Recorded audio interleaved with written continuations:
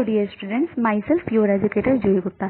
तो आज मैं आपको एक बहुत इंपॉर्टेंट टॉपिक बताने जा रही हूँ जिसका नाम है अनुशीलन कौशल।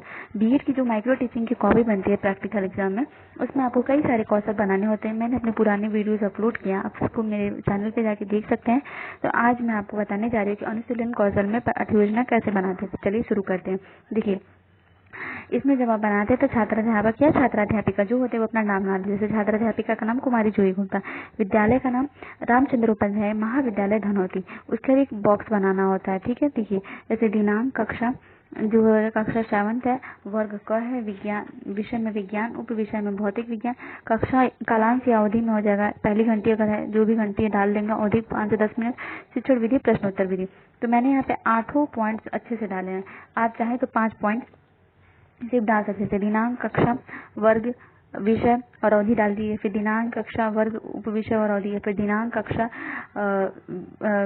विषय, कालांश और अवधि, या फिर दिनांक, कक्षा, उप विषय, कालांश और अवधि भी डाल सकते हैं आप। लेकिन अगर आप ये 8 पॉइंट्स डालते तो बहुत अच्छा रहता है। इसके बाद प्रकरण, तो प्रकरण में आपको जो पढ़ाना, जैसे ध्वनि के प्रकार, उसके बाद पूर्व ज्ञान, तो छात्र ध्वनि के बारे में सामान्य जानकारी रखते हैं। कौशल के घटक, तो कौशल घटक में संकेत तकनीकी, दूसरा विस्तृत सूचना प्राप्ति तकनीकी, तीसरा पुनः केंद्रीकरण तकनीकी, चौथा पुनः प्रेरण तकनीकी, और पांचवा और अंतिम आलोचनात्मक सजगता तकनीकी। ठीक है डियर स्टूडेंट्स, तो ये हो गया आपका कौशल के घटक। इसके बाद उद्देश्य कथन। तो उद्देश्य कथन में हमारा लिखते हैं कि बच्चों आज मैं आपको ध्वनि के प्रकार पढ़ाऊंगी, जो भी आपको पढ़ाना है। उसके बाद शिक्षण क्रिया शुरू होती है। तो ध्वनि के प्रकार, तो ध्वनि का विभाजन ध्वनि के अभिलक्षणों मतलब प्रबलता, तारतत्व और गुणता के आधार पर के तथा आवृत्ति मतलब अपश्रव्य, श्रव्य, पराश्रव्य के आधार पर किया जाता है। तो ध्वनि को उसके लक्षणों के आधार पर निम्नलिखित प्रकार से वर्गीकृत किया जाता है। ठीक है, तो इसमें हो गया प्रबल ध्वनि तथा मंद ध्वनि। तो ध्वनि की प्रबलता लाउडनेस व्यक्त करती है कि ध्वनि प्रबल है या मंद। जैसे कागज पलटने से उत्पन्न ध्वनि मंद और लाउडस्पीकर की ध्वनि प्रबल होती है। बादलों की गड़गड़ाहट अति प्रबल होती है। मोटी ध्वनि तथा पतली, मोटी ध्वनि को ग्रुप और तथा पतली ध्वनि, मोटी ध्वनि मतलब ग्रुप साउंड। ठीक है, तो मोटी ध्वनि ग्रुप तथा पतली श्रील ध्वनि के लिए। तो ध्वनि का तार तो मतलब पिच जो होता है व्यक्त कर जाए कि ध्वनि मोटी है या पतली होती है। ध्वनि की आवृत्ति पर निर्भर करती है। जैसे बिल्ली की आवाज की आवृत्ति तारतों, कुत्ते के भौंकने की आवृत्ति तारतों से अधिक होती है, इसलिए बिल्ली की आवाज पतली तथा कुत्ते की आवाज क्या होगी, मोटी होगी। इसके बाद तीसरा जो होता है वो है प्रिय तथा अप्रिय। प्रिय मतलब क्या होता है, प्लीजेंट, और अप्रिय मतलब अनप्लीजेंट ध्वनि। तो यहाँ पे हो जाएगा ध्वनि की गुणता मतलब क्वालिटी व्यक्त करती है कि ध्वनि प्रिय है या अप्रिय। उसके बाद चौथा, ध्वनि को आवृत्ति के ठीक है, आवृत्ति के आधार पर, आवृत्ति की 2 बार लिखनी है, तो आवृत्ति के आधार पर निम्नलिखित भाग में वर्गीकृत किया जा सकता है। अपश्रव्य ध्वनि, श्रव्य ध्वनि और पराश्रव्य ध्वनि। तो अपश्रव्य ध्वनि क्या होगा, इंफ्रासोनिक साउंड। तो यह ध्वनि क्या होगी, 20 कंपन प्रति सेकंड या 20 हर्ट्ज से कम आवृत्ति वाले ध्वनि को कहते हैं। इस ध्वनि को मनुष्य नहीं सुन सकता है। ठीक है, किंतु कुछ जंतु जैसे हाथी, कबूतर आदि अपश्रव्य ध्वनि को सुन सकते हैं। ठीक है, इसके बाद डियर स्टूडेंट्स आपका जो नया दूसरा टॉपिक आता है वो है श्रव्य ध्वनि। तो श्रव्य ध्वनि मतलब ऑडिबल साउंड। इन ध्वनि तरंगों को मनुष्य सुन सकता है। यह 20 हर्ट्ज से लेकर 20,000 हर्ट्ज आवृत्ति तक होती है। इसे श्रव्यता परास मतलब ऑडिबल रेंज कहते हैं। श्रव्यता परास को बाहर की आवृत्ति की ध्वनि को हमारे श्रव्यता परास के बाहर की आवृत्ति की ध्वनि को हमारे कान स्पष्ट नहीं सुन सकते हैं। ठीक है, उसके बाद पराश्रव्य ध्वनि अल्ट्रासोनिक साउंड। यह 20,000 हर्ट्ज से अधिक आवृत्ति वाली ध्वनि होती है। इस ध्वनि को मनुष्य नहीं सुन सकता है, किंतु कुछ जंतु जैसे कुत्ता, चमगादड़ एवं डॉल्फिन मछली पराश्रव्य ध्वनि को सुन सकते हैं। ठीक है, तो यहाँ पे जो डियर स्टूडेंट्स आपका ये जो आपको पढ़ाना है, ठीक है, आपका ये अच्छे से कंप्लीट हो जाता है शिक्षण क्रिया। इसके बाद जो होता है, अब आप जैसे यहाँ पे चित्र बना के दिखाएं कि रबर बैंड के कंपन से उत्पन्न ध्वनि, रबर बैंड कंपन से उत्पन्न ध्वनि, विद्यालय की घंटी से उत्पन्न ध्वनि में घंटी के कंपन का अनुभव छू कर सकते हैं। ठीक है, तो इस तरह से डियर स्टूडेंट्स आपका यहाँ पे शिक्षण क्रिया कंप्लीट हुआ। उसके बाद आपको एक बॉक्स बनाना होता है। ठीक है, उसमें शिक्षण बिंदु, ध्वनि के प्रकार, छात्राध्यापिका क्रियाएं, छात्र क्रिया। तो आपने किसी बच्चे से पूछा पहला प्रश्न कि ध्वनि का उदाहरण दीजिए, तो उसने बोला चिड़ियों का चहचहाना, घड़ी का टिक टिक करना तथा कुत्ते का भौंकना आदि को वैज्ञानिक भाषा में ध्वनि कहते हैं। दूसरा आपने पूछा दूसरे बच्चे से कि वस्तुओं में ध्वनि कैसे उत्पन्न होती है, तो उसने उत्तर दिया वस्तुओं में ध्वनि कंपन के कारण उत्पन्न होती है।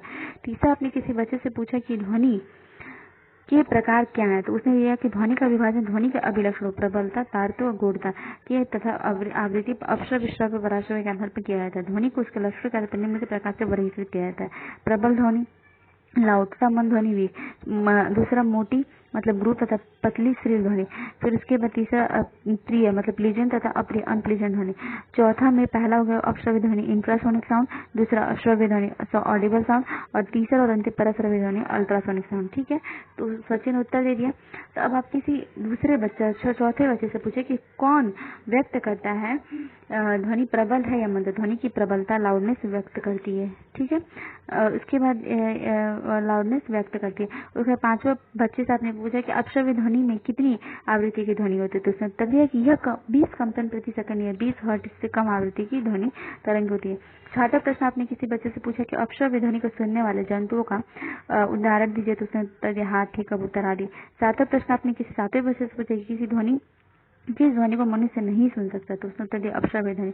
आठवां और अंतिम प्रश्न आपने किसी से पूछा कि पराश्रव्य ध्वनि को सुनने वाले जंतुओं को उदाहरण दीजिए। तो उसने उत्तर दिया कुत्ता, चमगादड़, डॉल्फिन, मछली पराश्रव्य ध्वनियों को सुन सकते हैं। ठीक है डियर स्टूडेंट्स, आपका यहाँ पे शिक्षण क्रिया जो होता है वो कंप्लीट हो जाता है। अब आपको जो होता है निरीक्षण सूची या निरीक्षण तालिका बनानी होती है। ठीक है, तो अब देखिए जो आप कौशल के घटक बनाते हैं। ठीक है, देखिए जैसे संकेत टेक्नोलॉजी 5 पॉइंट्स है, तो उसी तरह अब आपको यहाँ पे 5 टेंस में दिखाना होता है कि आपने प्रयोग किया। तो अध्यापक ने संकेत प्रश्नों का प्रयोग किया। ठीक है, उसके बाद 5 पॉइंट्स इसमें भी है जो कि कौशल घटक में बस ये 5 टेंस में हो जाते हैं ताकि ये शो करता है कि आपने किया। दूसरा विस्तृत सूचना प्राप्ति हेतु प्रश्न पूछे। तीसरा अध्यापक ने पुनः केंद्रण हेतु प्रश्न पूछा। चौथा अध्यापक ने पुनः प्रश्नों को प्रेषित किया। पांचवा और अंतिम अध्यापक ने सजगता जानने हेतु प्रश्न किया। टैली अध्यापक देते, समालोचना या सुझाव अगर कुछ अध्यापक को देना होता है वो देते हैं, नहीं तो कोई प्रॉब्लम नहीं होता है तो छोड़ता है। और हस्ताक्षर पर्यवेक्षक हो जाता है। तो आपका ये टॉपिक यहाँ पे डियर स्टूडेंट्स इस तरह कंप्लीट हो जाता है। आई होप आपको समझ में आया होगा डियर स्टूडेंट्स कि कैसे अनुशीलन कौशल में यहाँ पे पाठ्य योजना बना रहे हैं। छात्र अध्यापिका का नाम, विद्यालय का नाम, एक बॉक्स बनाना है, उसको भरना है, प्रकरण लिखना है आपको, फिर उसके पूर्व ज्ञान जो है आपको लिखना है, उसके बाद कौशल के घटक लिखना है।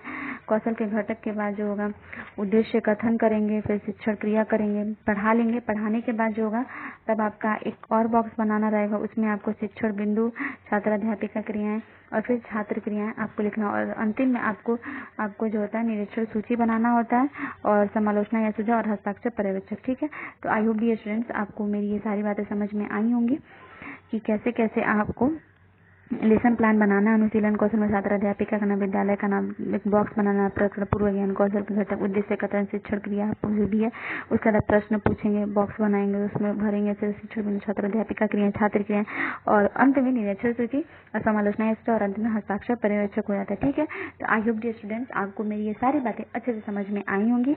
और अगर आपको मेरी ये सारी बातें अच्छे से समझ में आती हैं तो आप प्लीज़ मेरे वीडियोस को ढेर सारा लाइक कीजिए। आप लाइक करते हैं तो मेरा भी मनोबल बढ़ता है। लाइक कीजिए, शेयर कीजिए, सब्सक्राइब कीजिए। जो चीज़ें आपको नहीं समझ में आती है आप मुझसे कमेंट सेक्शन में पूछ सकते हैं। इस कोरोना पैंडेमिक में अपने और अपने पूरे परिवार का ख्याल रखिए। Keep learning, keep growing, keep smiling. Thank you. मिलते हैं नेक्स्ट वीडियोज़ में।